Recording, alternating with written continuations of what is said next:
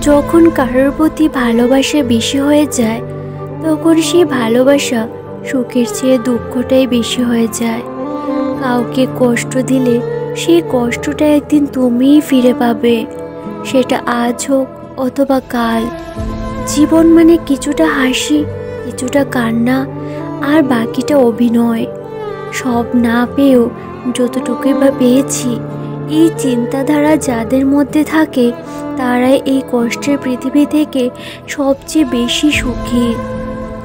বর্তমানে মানুষকে যতটা আপন ভাববে, ততটা কেউই তোমার আপন হবে না। ভালোবাসি বললে সব ঠিক থাকা সত্ত্বেও তোমাকে হারিয়ে ফেলার ভয় পায়।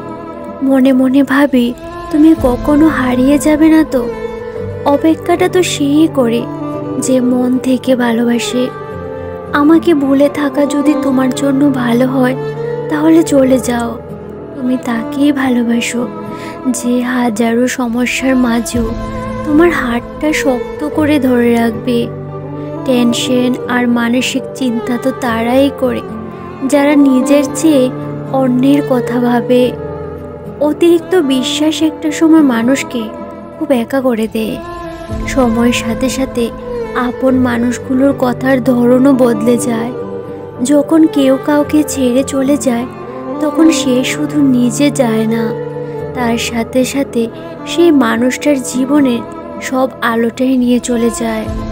যখন দেখবে রাগ করাটাও ছেড়ে দিয়েছে, তখন বুঝবে ভালোবাসাটা আর নেই।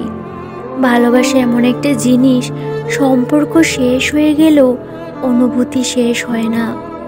স্মৃতি হয়ে রয়ে যায় বারবার কষ্ট দেবার জন্য।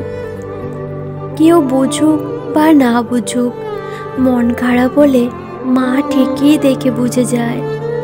বন্ধুত্ব কখনো হারায় না, হারিয়ে যায় সেই মানুষগুলি যে বন্ধুত্বের মূল্য দিতে পারে না।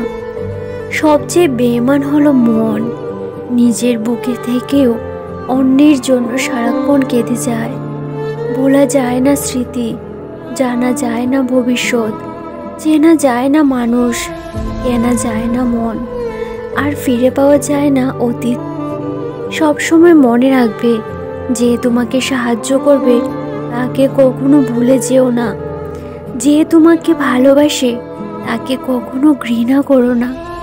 নিজের স্বার্থের জন্য তার ভালোবাসার অভিনয় করো না। আপনার অভিনয় হয়তো একটা মানুষের পুরো জীবনটাই এলোমেলো করে দিতে পারে।